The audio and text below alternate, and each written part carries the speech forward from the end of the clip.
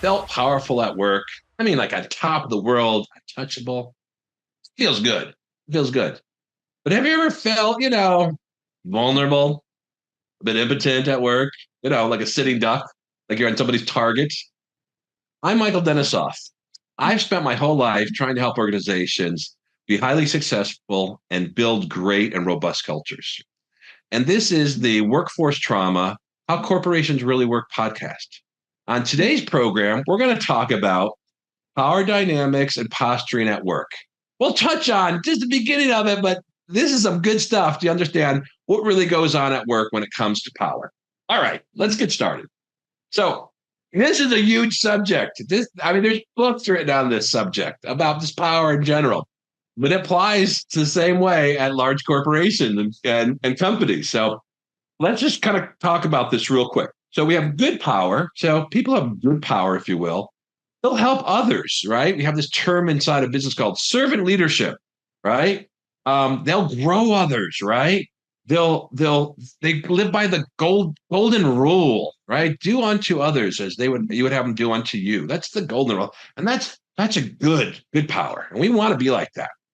And then there's bad power, right? Which we see a lot in companies, right? Bad power, people who use other people for their own goals, right? They tend to be a bit tyrannical, for sure. They manipulate people. They manipulate people, and they generally lead by the gold rule. The gold rule is what? Those who have the gold rule. Okay, so we see people who are kind of built this way, or when push comes to shove, they go this way. Excuse me.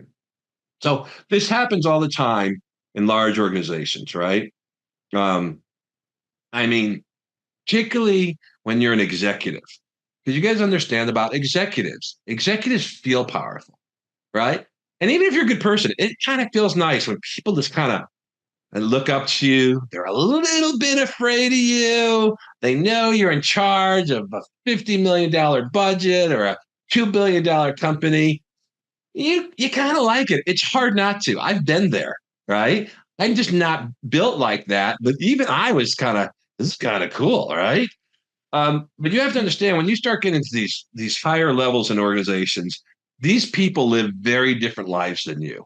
Okay, so they see themselves as not only more powerful than you, but a bit better than you, right? So why is that, right? Well, they make a lot of money. Money brings power, it feels good, and they have a lot of influence, right, and control over a big company. So that happens all the time, right? Like I said, now there's great CEOs who aren't like this, but I really talk about a lot of CEOs and or even if the CEO's not like this, there might be a VP, EVP, senior director like this.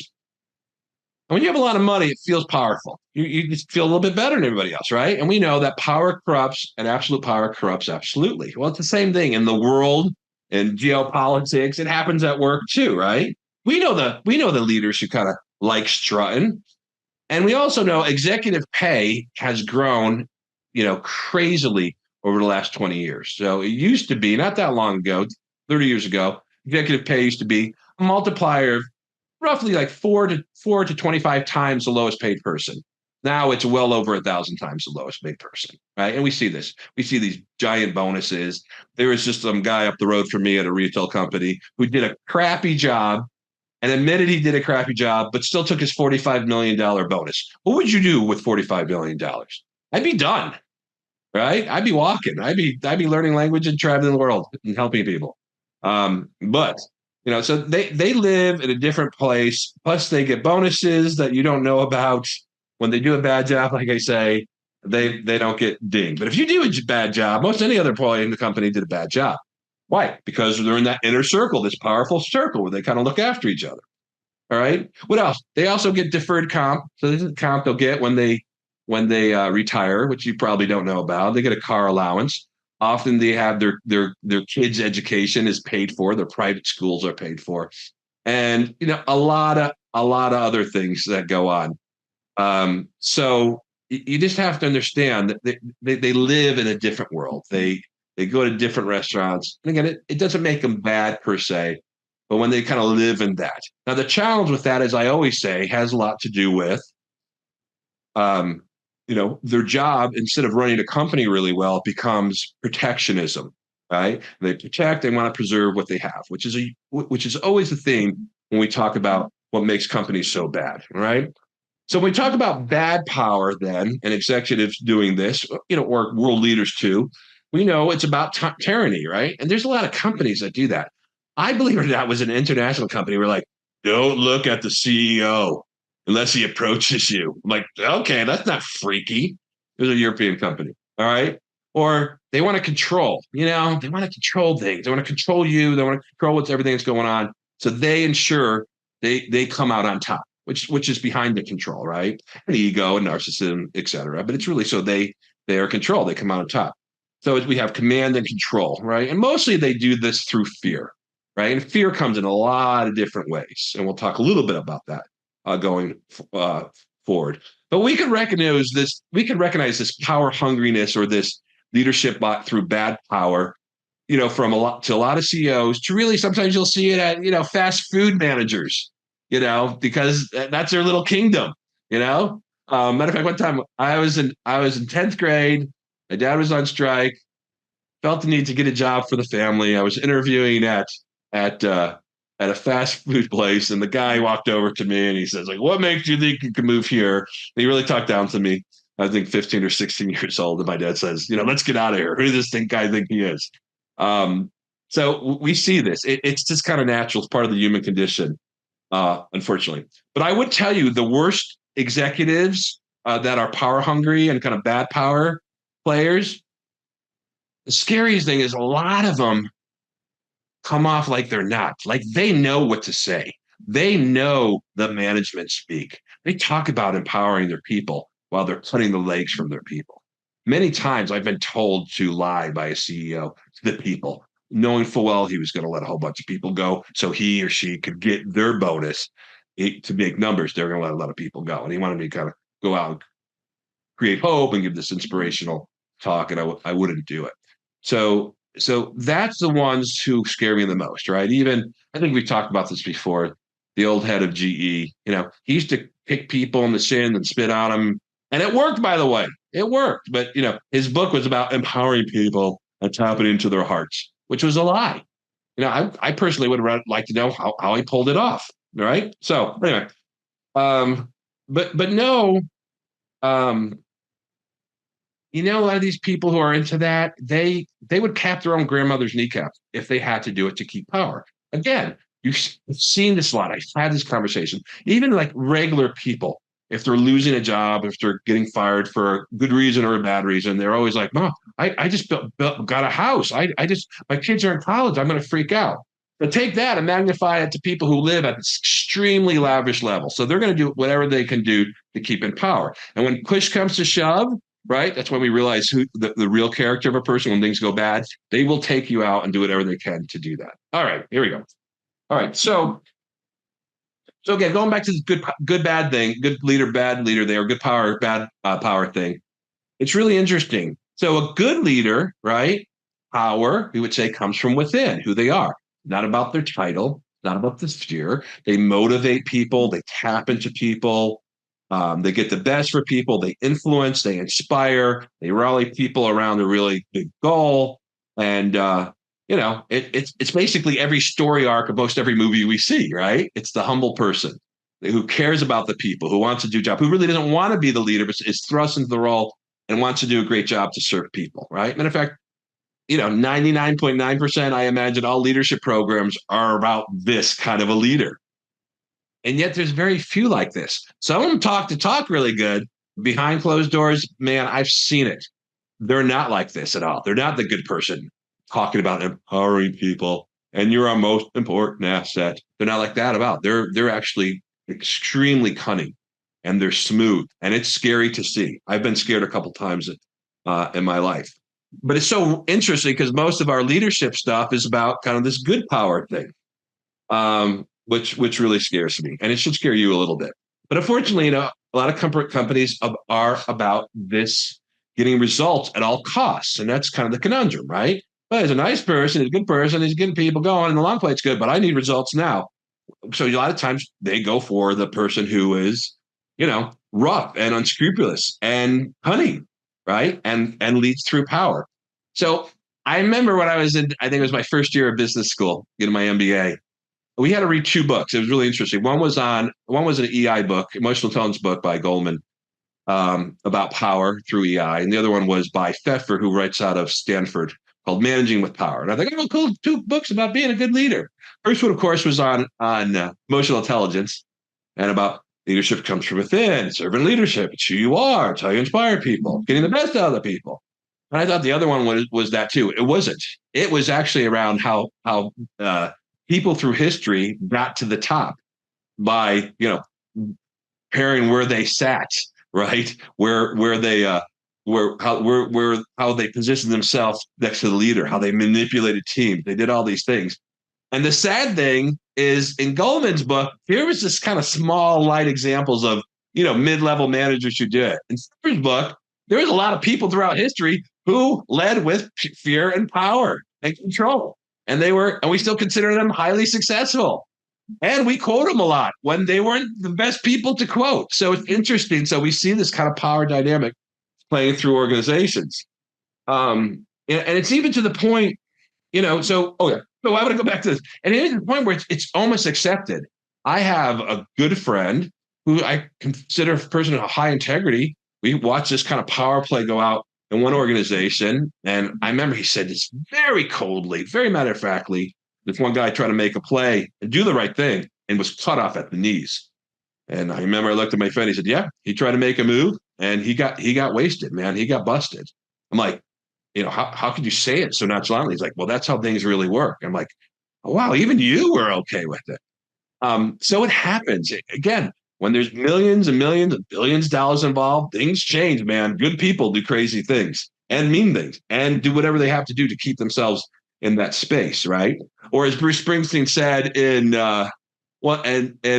Promised Land, poor man want to be rich, rich man want to be king, king ain't satisfied till he rules everything. Okay, so now not only is it preservation for these people, it's being bigger. Anyway, and we see this play out, of course, a lot in Silicon Valley, where everybody wants to beat. We see this when they try to steal talent from each other. That's one of the petty things they do to show power. And they want to have bigger, more extravagant homes than the next person. That's bigger. All right. Just interesting to me is I've taught a lot of emotional intelligence classes, right? And the whole class is like, work on having high EQ, high emotional intelligence. High EQ is better, more important than high IQ. And we go through this whole thing, and at the end, most of these classes end like with a guy yelling on the phone going, "Don't be this low EQ leader." And yet, I would say the majority of leaders don't have high EQ. They actually have a really IQ about how to be cunning and have power over people. They're really, really good at that. And that's what scares me. They're really good at wielding power, right? Again, not all CEOs, not all executives, but some really are good at it. Even if on the surface, it doesn't look like they're the bad power person. They're really good at that. Matter of fact, there was the one guy I worked with, again, in a multinational $10 billion company, and I would see him just dress down people and just really and he could manipulate these really strong other executives. So I had a friend who is a guru around somatics and how the body works and how it connects to the brain. And I asked him about this, and he said, "Oh yeah, people like that. They have neuro-linguistical programming down, and their body is so connected to the brain, what they're doing. They can literally, I called it a Jedi mind trick. They can literally manipulate the strongest of people because the way they coordinate their thoughts with their body. So it's all superficial, but it works. It's called wielding power, right? And we see that through a lot of leaders through history, like how this person get elected. Well, it's about manipulating people. It really is. All right. So in general, I get it. It's tempting. When you get in power, it's tempting to be that way. You have to stay very grounded. It's just like being a movie star, right? You get all that power and fame. Man, if you don't have a good family to keep you grounded, you're gonna get drugged up. You can do a lot of bad things. You're gonna be on TMZ with a scandal. All right. So it's the same thing for leaders and organizations, right? So I don't want to create this glum picture for you, because there still are some good leaders out there, and maybe in your department you can have it, but you've got to know how this stuff really works. So what do we know is that most bosses, bad bosses, want to control people, right?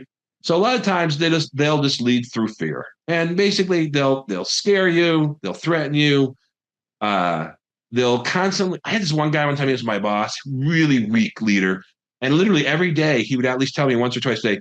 He reminded me that he was my boss. I'm like, okay, I'm like, it's pretty clear. So I'm like, and finally I said, what are you getting at? He's like, well, I just want to let you know who's in control here. I'm like, if you were in control, you wouldn't have to tell me this every day. Of course, then we yelled at each other, and I got him fired. That was pretty funny. Anyway, uh, so there's always these messages, and often there's these meta messages, these subcontextual messages. In the old days, that happened a lot. Matter of fact, I was at this one company in California. I had to meet with this SVP, and it was almost cliche. I walked into his office. I sat in this little tiny chair looking up to him, and he sat in this giant chair looking down at me. That was the old Johnny Carson trick, right? I'm like, oh Lord. And then what happened? Really quickly, his admin ran in, literally running, actually afraid of him, with a tray, put down a coffee mug, like this mighty coffee mug in front of this Viking leader. And in front of me, gave me pretty much a teacup to drink my coffee from. So there's all these subliminal messages that he was letting me know who was in charge, of which I yawned at and didn't really care for. But you see a lot of this stuff all the time. What else do a lot of leaders do? Particularly middle managers, they'll name drop. They'll say the CEO is behind this and he said we should do this. She said we should do this. Whether it's true or not, a lot of times you'll say, really? I'll go talk to the CEO. They're like, no, no, no, don't talk to him. So a lot of times they're weak, but they want to have power by name dropping. The other thing I see a lot of, especially companies that were small and have grown, have gone through great growth. You always have that one person like, I was the 17th person hired. Oh, big whoop. A lot of people hired early on in companies aren't very good. That's why they were able to afford them. So, but you see people name drop, oh, the 17th, big, that, and a quarter will get you not much actually in this world.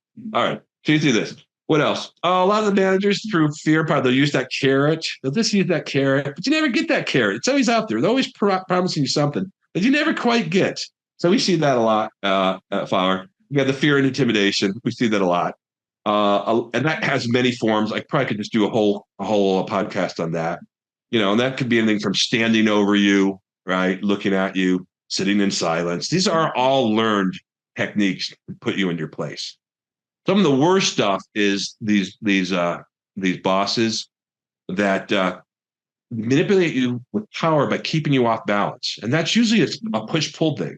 Well, you're the greatest person in the world. You're the worst person in the world.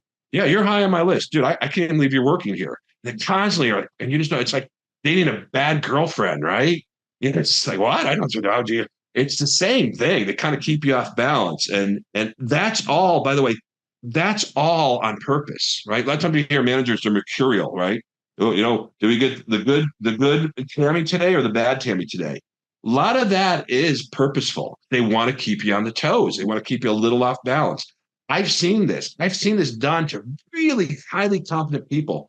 And once you're off balance, man, you are an easy target to manipulate for sure. And then in the end, we see a lot of this. You see people just they put you in your place. They just, when they have a chance to, they remind you who the boss is, who's in charge, and they put you in your place, often publicly. And again, these are all generally purposeful techniques to control and instill some kind of fear in you. And if they're not purposeful, that means they're really, really weak, because that's the last thing you can do, right? It's very desperate when you start doing that. All right. So like I said, a lot of this comes out of the fact that executives in particular, but all managers, they want to keep their role. They want to stay on top. They want to keep going. They want to keep keep their power and their money coming in, which again, at some point, I understand that. But at the expense of themselves and their integrity, we see way too much of that today. So, all right. So again, I don't say this to depress you or beat up even companies. I just say this and share this with you to let you know this is how this works. Because when it works, you can recognize it. And again, when you name something, you recognize something, its power starts to diminish to some degree, right? You should know who you work for. You should know who you're busting your butt for. Every company I've ever worked on, I made sure I knew the CEO. So I wanted to know, was I working this hard for a person that I admired? And a lot of times I didn't. Worked hard anyway, because that's just who I am. But I also knew my place. So I didn't have ridiculous expectations. So I was able to guide my career and do different things. And by the way, I made all these mistakes with these people. It was an easy target because I grew up going, "Oh, your boss looks out for you. Your boss cares about you." Not always. So I was an easy target for a lot of these people. Um, and I saw some of the worst of the worst who really could do the Jedi mind trick. All right. So what do we do about this? Oh, I got to do this real quick.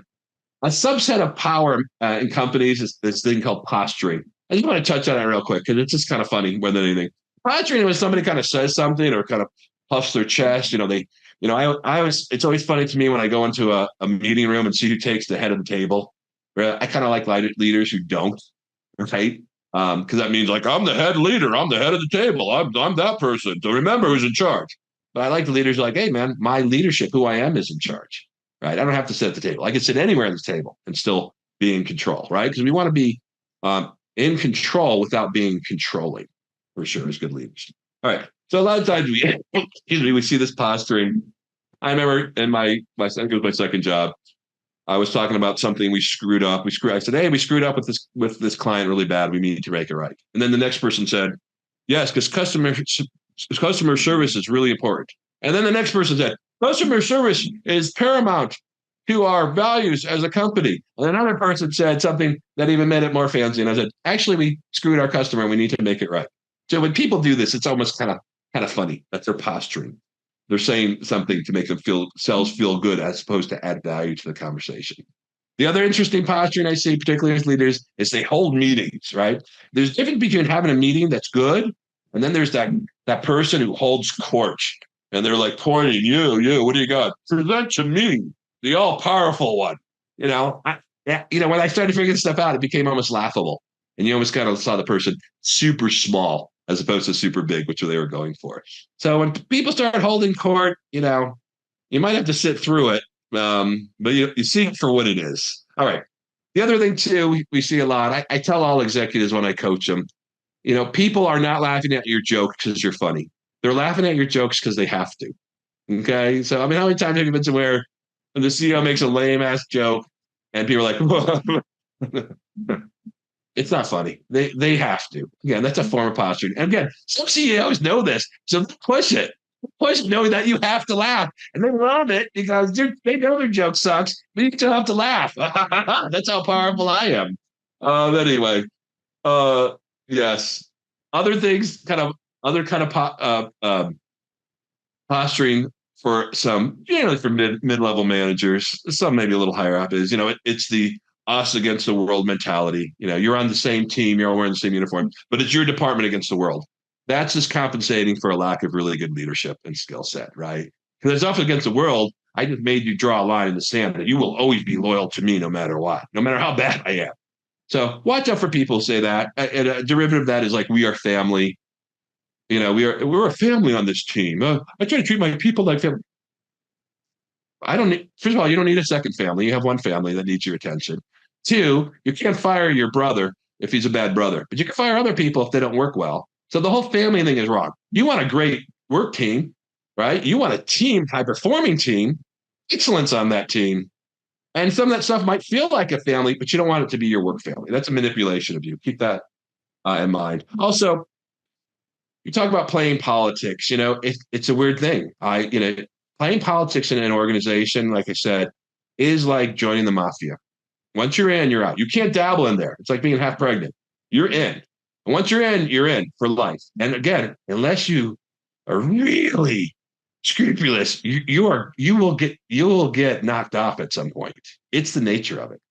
Can you stay outside of it? Yes. Do you have to play the game a little bit? A little bit. But if you go full in, man, it won't end good for you unless that's who you really want to be. And then that's who you'll be your whole life.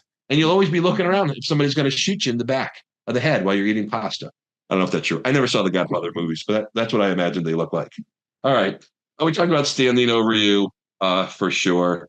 And the other thing, too, a power play you'll see a lot with managers, they'll shut you out. They'll literally shut you out. They'll stop talking to you. They'll stop emailing you. They'll purposely not take you out to lunch. It's all purposeful. That means they're mad at you. They're trying to send a message to you. Again, you got to decide, hey, how can I overcome this? Or is it worth overcoming this? This is why I tell you this stuff. But when they do these things, they're kind of petty techniques. I'll just shut them out for a while. which I'm sure I did to girlfriends when I were mad at them. I would just not call them back. I would ghost them to kind of keep them off balance. It's a terrible thing to do. But, I was 17 or 18, so you get a little excuse on that. All right, we talked about power and posturing. The other thing I would say watch out for is work shouldn't be the TV show Survivor. There shouldn't be alliances. There are, right? And how many times have we said that, or have people told me, oh, my company feels like high school all over again. You have the cool kids, you have the jocks, you have the nerds, you have the goths. That's ridiculous. We're grown adults, right? But when you start people having alliances, and they happen, it's kind of a natural thing because it starts with kind of friendships, but also it becomes alliance of me against this group. You don't be a part of it. And if you're a leader, nib that in the bud. Get rid of that. Okay. All right. All right. So what do we do about this? Well, that's depressing. Unless you're really, really powerful, or you're the son of the CEO. It can feel depressing. It's not. Knowing the rules of the game, knowing the playing field helps you navigate it. I'm not saying manipulate that. I'm just saying know the rules of the game. And most importantly, know who you are, what you're willing to give up. Personally, I would rather make a lot less money and be a good human being than these people. Now, some people might feel differently, but I know that's how I feel. Some people, by the way, convince themselves they're still good people when they're clearly not, how they live their life. So that's something you got to be really honest with yourself about. So what you do about this? How do we deal with this?